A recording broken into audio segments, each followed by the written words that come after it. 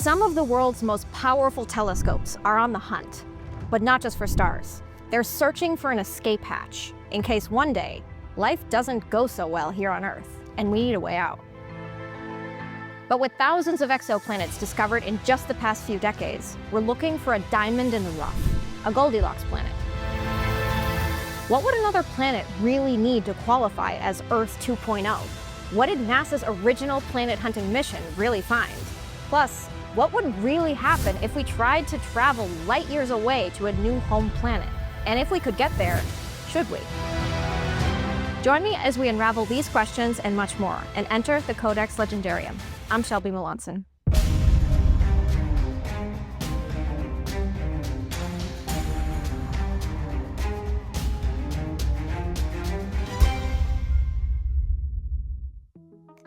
The habitable zone of space, or better, the Goldilocks zone. It's a great metaphor whether you're looking for the perfect bowl of porridge or the perfect planet. One that's not too hot, not too cold, you know where I'm going with this, but just right. Being in that just right zone is exactly what marks a handful of the planets we found beyond our solar system as special, or specifically, habitable. The standard definition is simple: a planet that can support life for at least a significant period of time. And that's significant on the cosmic scale, not the human one. For that to be possible, the planet must be exactly the right distance from the star it orbits in order to have liquid water on its surface. That's no easy feat. Water freezes at 0 degrees Celsius or 32 degrees Fahrenheit.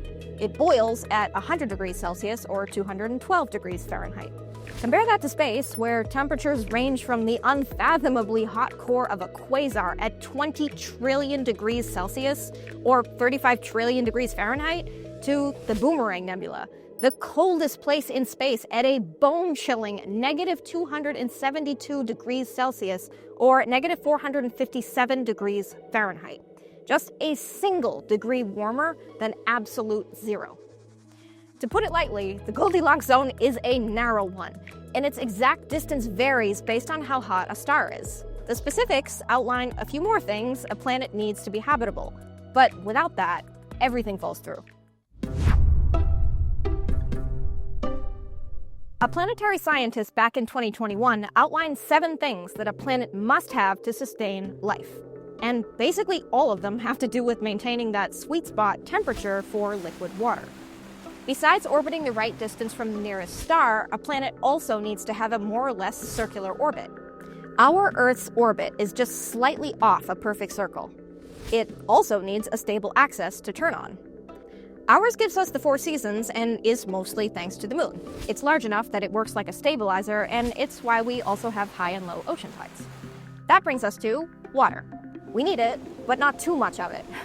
Otherwise, we'd turn out like exoplanet TOI 1452b, believed to be a possible water world with no land whatsoever. If you've ever played the game Subnautica, the first one, we do not talk about below zero, you probably have an idea about why that might be a little problematic. Next is plate tectonics, which makes something called the carbon cycle possible. If you've learned about the water cycle back in school, the carbon cycle works basically the same way. And speaking of the atmosphere, a planet also needs a lot of oxygen to support complex life. And finally, protection from the dangers of outer space. And lucky for us, Earth has a literal shield around it. Our magnetic field blocks and traps harmful radiation from solar wind and cosmic rays from outside our solar system. That finishes off the list of 7. But beyond that, there are a few other factors playing to our favor here. Our magnetic field is not the only shield helping out our pale blue dot. And besides the moon, we're also getting help from other friends in our celestial neighborhood, if you will. Some astronomers say we owe Jupiter a big thank you for acting as a kind of cosmic guardian for us. Its enormous gravity scoops up long-period comets and other space debris that could threaten Earth, and slingshots them way out of the solar system. Recent decades have revealed scars on the surface of the gas giant from comets that have crash-landed on its surface. We see this all the time. And, on the other hand, its gravity is so powerful that it's why we have an asteroid belt in our solar system in the first place. Or at least that one. The Kuiper belt is another issue. On the other hand, some astronomers say it might also nudge some asteroids toward the sun and, as a result, us. So maybe a double-edged sword? Okay, so we know what qualifies a planet as habitable. So how do we find them? Over 500 years ago in the 16th century, Italian astronomer Giordano Bruno took Copernicus and his heliocentric theory a step further. He theorized that if Earth orbits the sun, other stars might come with their own planets orbiting them too. He was the first to suggest this as a part of his infinite universe theory. And ever since then, we've been inspired to look for these planets. That dream started becoming reality in 1992 when astronomers at the Arecibo Observatory in Puerto Rico found the first 2 exoplanets ever orbiting a pulsar.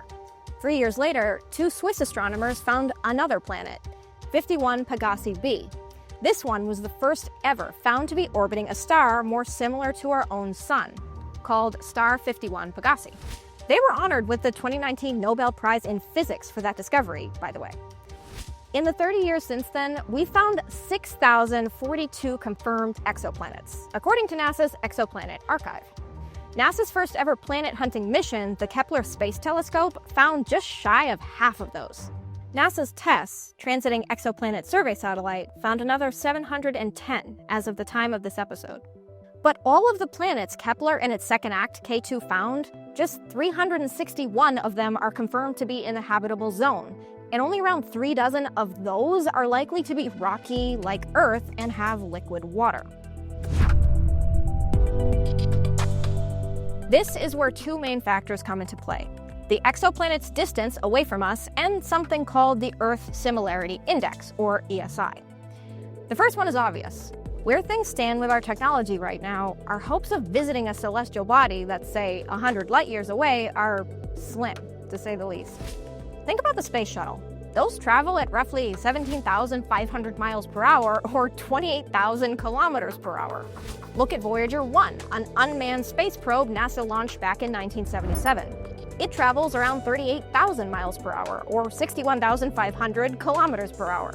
Now, look at the record holder for the fastest man-made object ever, NASA's uncrewed Parker Solar Probe. It flew by Venus back in September 2023 and used the planet's gravity to slingshot to a top speed of 394,736 miles per hour, or 635,266 kilometers per hour. So, super fast. But even if we could travel at that speed consistently, which we currently can't, and put people on a spacecraft traveling that fast, which we also can't, it's still approximately 0.064% the speed of light. Meaning, it would take us roughly 1,700 years to travel a single light year, and more than 7,000 years to get to the closest possible habitable planet, Proxima Centauri b. More on that in a second. So, suffice to say, we may want to look at habitable planets that are closer to home. Second, the Earth Similarity Index, ESI. The scale basically compares how physically similar other planets are to Earth, ranging from 0, nothing like Earth whatsoever, to 1, very similar to Earth. So, what we're looking for is a planet close to home that's as close to a 1 on the ESI scale as possible. Here's a look at just a few of the best candidates. First on the list, the closest and maybe the most famous, Proxima Centauri b. It's a mere 4.2 light years away, and it ranks a respectable 0.86 on the ESI. It's located in the constellation Centaurus and orbits its namesake star, Proxima Centauri, a red dwarf. Most rocky Earth-sized planets have been spotted around red dwarfs, by the way. The trouble with that is the young, small stars are very volatile and have a nasty habit of blasting out powerful, frequent solar flares. That's a big strike against being able to support life. Next, Ross 128b. Found in 2017, it's seen as one of the best candidates for habitability. It's 11 light years away and also an 0.86 on the ESI. It's a super-Earth, just 1.4 times the size of our own planet, and fun fact, it orbits its star once every 10 days, meaning if you visited, you'd get to celebrate your birthday every other week. A few honorable mentions. GJ1002b and c. Both are under 16 light-years away from us, orbit a quiet red dwarf without too much solar flare activity, and ESI ratings of 0.85 and 0.58, respectively. A quick note before the top contender. We are finding new, potentially habitable exoplanets all the time. We're also getting ready to send more planet-finding missions toward the stars. The ESA plans to launch its Plato mission in December 2026. NASA's Nancy Grace Roman Space Telescope will take flight in 2027. And in 2028, China is expected to launch its own version, literally named Earth 2.0. Though, worth noting, the US-China space race is an entirely different and dangerous can of worms. Finally, Teegarden's Star B. Just 12.5 light-years away, its original ESI score was a near-perfect 0.97. And even though newer observations knocked it down a peg slightly, it still sets at 0.9. There is a 60% chance of liquid water on its surface, but unfortunately, it's only 3% likely to have an atmosphere. And if this is the best we are working with, it really puts into perspective just what a miracle our own planet really is. Okay, so say we do find a 1 in a million planet. What would we do? Well, we'd look at it. Like, a lot. We'd stare at it so much and build brand new space probes specifically designed to look at it even more, that the planet would probably start feeling uncomfortable at this point. From there, we'd have to tackle the how to get there problem.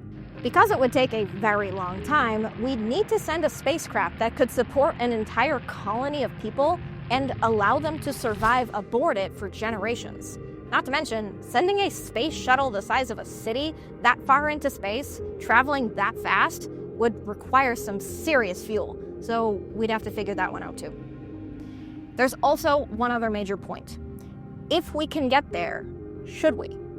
There are some ethical questions, like what do we do if we find living things like bacteria or algae?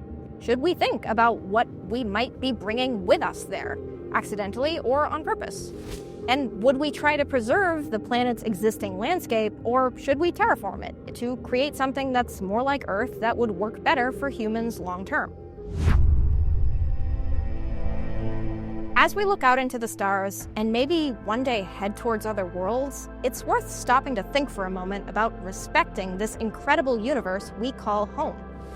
No matter how you think the cosmos came to be, whether you believe our just right Goldilocks planet is a gift from intelligent design, I can't help but wonder if our intrigue for it all comes simply from being a part of it.